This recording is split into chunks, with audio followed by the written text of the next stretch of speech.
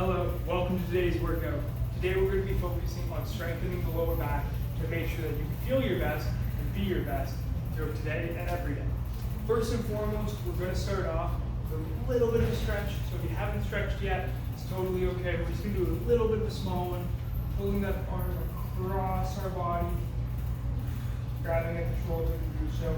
And this turning motion is really what's going to help us feel that stretch. Next, I'm going to put one of my hands up as my right hand on my left hip. My other hand, I can turn around so you can see this, is going across my low back. I'm simply just looking back towards my right heel. And all I'm doing is flipping my hands. So my right hand that was on my left hip is now on my low back. And my left hand that was on my low back is now on my right hip. And I'm going to turn now towards my left. Alright. What we're going to do from here is we're going to just do this. Reach up, bring your arms down to the side and behind us. Grab both together and pull. And now let's get started. First and foremost, we're going to get onto our mat, onto our hands and our knees. We're going to do something called a bird dog. So for bird dog, we're extending opposite hand and leg straight, bringing them down, and switch. Straight arm and leg out, and straight arm and leg out. This is opposite hand and leg. So if I'm using my right hand, it's my left leg, just alternating. For every movement, we want to try to hold and extend those holds as we go. So maybe your first hold, you're holding for 3 to 5 seconds. Well, maybe here we're aiming for 10 seconds of that leg and that arm staying straight. If you're having a hard time balancing, try picking one thing in the room that will move. For example, maybe a painting on the wall. And also focus on keeping your core tight, almost like you're going to get hit with a ball. And alternating sides. As we'll go on the other side. You will notice too, if you have any weakness in the hip, this will help strengthen the hip as you're holding your leg up. From here, we're going to get onto the ground. Arms straight, legs straight. We're going to be lifting opposite hand and leg, holding 3, 2, 1, and back down. Switching over to the other side for 3, 2, 1. You might notice that you feel this quite a bit in your lower back. And that is totally okay because this is actually meant to help strengthen your lower back. And as we progress in this as well, this will be another thing where we might go from holding for 2 seconds or 3 seconds to holding for 5 seconds or even up to 10 seconds. And this is a really good way to help strengthen that lower back, especially if you sit a lot for work, for pleasure. So really focusing on doing this exercise is an absolute must to make sure that we're getting that strength. So holding the Superman and switching over to the other side. Do one more on each side, lifting arm and leg opposites, and opposites again. Perfect. Now whenever I do a Superman, I like to balance it out by doing a child's pose into our legs, head towards the ground, to get a nice neutral stretch of the spine. Hold for a breath. Excellent. We're going to get back into a different variation of the Superman. This time, I have my hands and my legs out. We're going to try to lift both. And back down. And even if you're only lifting an inch off the ground, lift both. And back down. Take a second in between. And go for it. Let's try to hold for 3 seconds here if we can.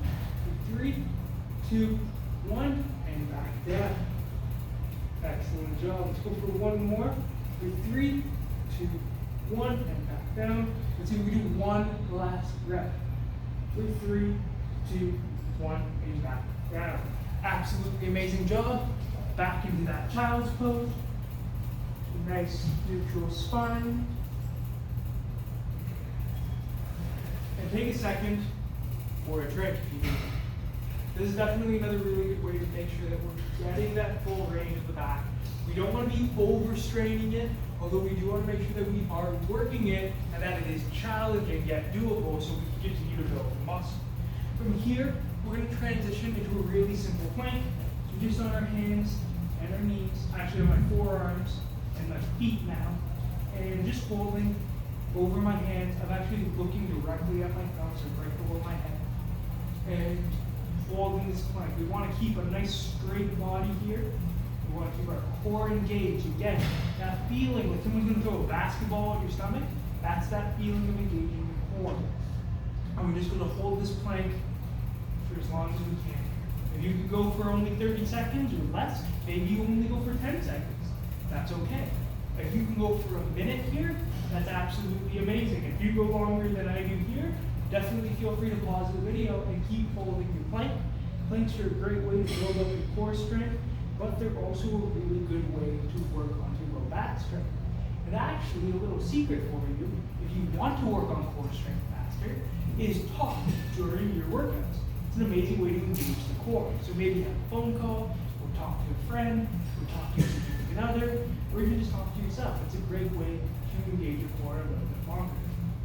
Absolutely amazing job.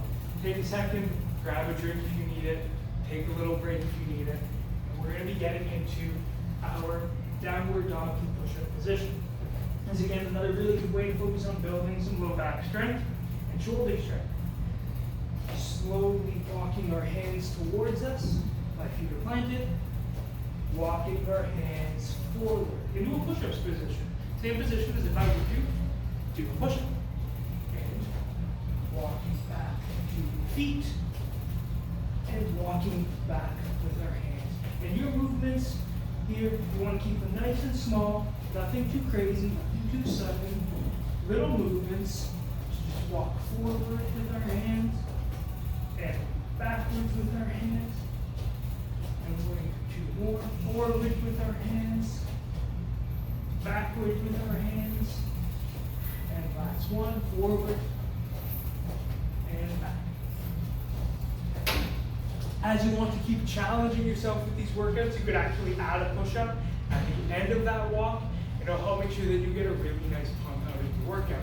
But for now, let's just focus on doing it as it is, and you can challenge yourself as you continue to work on this. From here, what we're going to be doing is another exercise on the ground, but before we do that, I'm just going to take a nice little stretch, raising my arms, and bring my hand behind my back. You might feel really worked right now, as if all the muscles in your low back and upper back are engaged. That's because they are.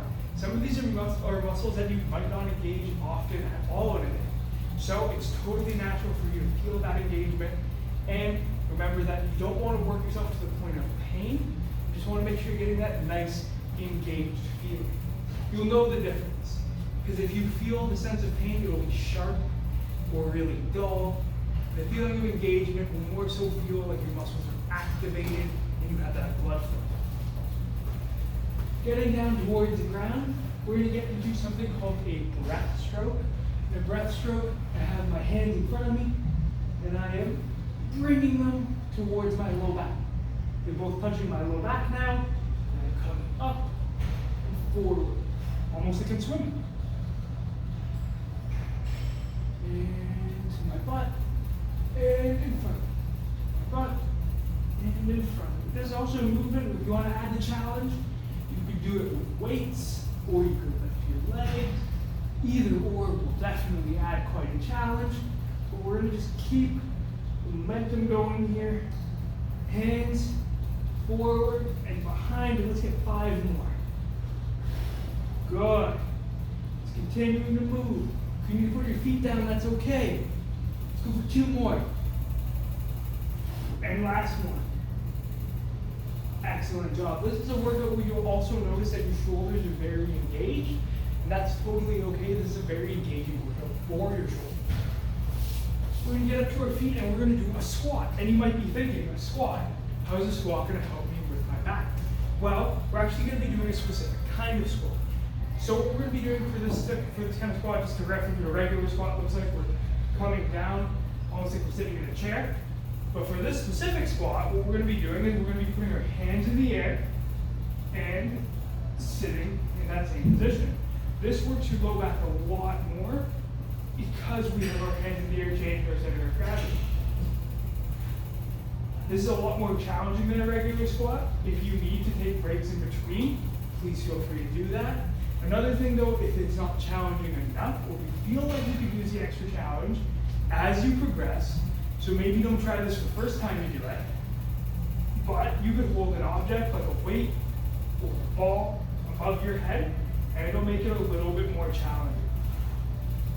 But you can even put your hands together if that helps with your balance, and it might.